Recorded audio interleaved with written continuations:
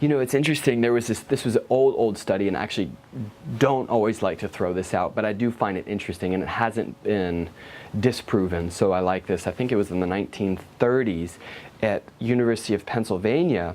This anatomist studied the impact of stretch and torque on spinal nerves as a result of traumatic stressors in the body. So they had these kind of little misalignments in their spine, or stress and torque on the spinal cord. And wherever those nerves went to, their target tissues, in this case he mentioned the pancreas, is that there were permanent changes in the cellular morphology, meaning the shape and the substance of the cells had changed based on changes in spinal anatomy. So your spine is very, very important. And obviously this is the physical component, but what I think is so interesting, has anybody ever heard of the book Molecules of Emotion by Candace Pert? Here's basically what she said. She was this amazing woman. She recently passed away. She was this amazing woman who was working at the National Institutes of Health, which, at least in Western medical science, is one of the, the bastions of all-knowing research. And she was the one who, started to develop the understanding of opioids, these chemicals in our body that are naturally euphoric and pain-relieving. She started to track those. But in the process of doing that, she discovered that every emotion we have has a protein chemical substance that goes with it. So she called them the molecules of emotion, the molecules of emotion. And every organ in your body has receptor sites for all these different emotions. Anger, fear, joy, ecstasy, exhilaration, sadness, grief. And so what's amazing is you're not just a thinking mind in a working body, you're a feeling body, you're a sensing body. Emotion is active everywhere. And what was most important, she said, is that the spine literally is the physical manifestation of your unconscious mind. Meaning all of that unprocessed, unresolved emotional stuff, a lot of which we're not even aware of, is most densely populated in the spinal cord and in those spinal nerves that come right out. She said that these receptor sites were most dense along the spinal cord and where those nerves come out. And this is precognitive, this is pre-rational, this is before you can even think. Like, you can think you got all your stuff together here and not be aware that there is a whole cacophony of crazy happening in your body. There is a whole bag full of unresolved stress that keeps signaling at these very sensitive neural structures. Stress, stress, you're angry, you're sad, you're angry, you're sad. And then it can't quite route properly through the brain because we're in stress. And so it kind of gets stuck in the limbic system and the emotional centers. It doesn't get a chance to move through the thalamus to the frontal cortex. Now, I know that was just a whole mouthful of information and none of that made sense. Just let it go. But the key is we get very disintegrated. We are no longer integrated whole human beings. So going back to this, the add-up of emotional, physical, and chemical stress can change the physical structure and posture of the spine. It can alter the selective receptor sites to all these emotions. So literally, we can become, on a cellular physiological level, addicted to pain, to grief, to sadness, to anxiety. We get literally desensitized to our own pain. And this is all part of the physiology of what keeps us asleep. And so waking up is basically shocking the system back into life to restore this normal balance, which then creates a vast pool of energy which can then reorganize the system. Does that make sense? I know that was a lot and I just kind of went on a tirade there. It's good? That makes sense? Yeah. But this is why the spine is such an important center. Now I know because there's a couple of you guys in here. You're with Ruben? Yes.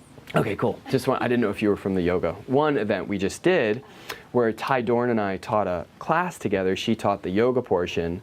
And really helped people connect to the chakras or the energy systems in the body. And then I played music to awaken the chakras in the energy system.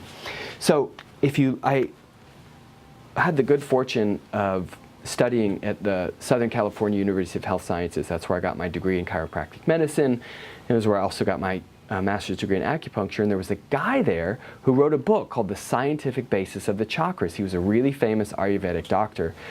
And his whole proposition, which was so beautiful, is that all these subtle energy centers like the third eye center here. It's really arising out of the pituitary gland. The crown chakra was arising out of the pineal gland. The thyroid and the cervical plexus, the brachial plexus, gave rise to the throat chakra. The heart, the solar plexus, plexus of nerves there, plexus of nerves around the heart, sacral plexus, coccygeal plexus. So all these subtle energy things that sort of seers and visionaries and mystics have been talking about for thousands of years, we actually now have a physiological basis, an anatomical basis for understanding, which means that we can totally, by understanding this stuff, reshape and reform and reheal and bring in energy where it's been broken. We can bring in life where it's been lost. And that a lot of these amazing subtle energy things that we've known for eons and eons, we now have an understanding of it. And in my estimation, by working with the spine, especially the way we do here, you can move that energy in a very transformative way very quickly. So anyway, we good there? Any questions, any comments? Cool. Now we want to just go a little bit deeper in this emotional piece. I find this really, really interesting. So before I get to the C and the U, you can take a guess at what those are in a moment. How many thoughts do you think we think in a day? Anybody care to guess? Try not to think gives you a million ones. That's right. The mind is designed to think. And if you try not to think, that itself is a thought. And then whatever you attempt to not focus on, you're actually putting in the foreground, so it's the... Is it 333,000? That would be good. The number that I heard, and it could be that in an exceptionally fast-thinking person, that this is from the University of Pennsylvania and Martin Seligman's work, but he said the average person has about 80,000 thoughts a day. Still a lot. Now, so we're going to put 80K here. I really want to have this conversation, and just to create context for everyone, I'm bringing this up again as we sort of dive deeper into the stress and the emotional piece. Because the thoughts we think are linked to the emotions we feel and how our body's functioning. The thoughts we habitually think often becomes the words we say and the things we do. And the things we do and the words we say become your life.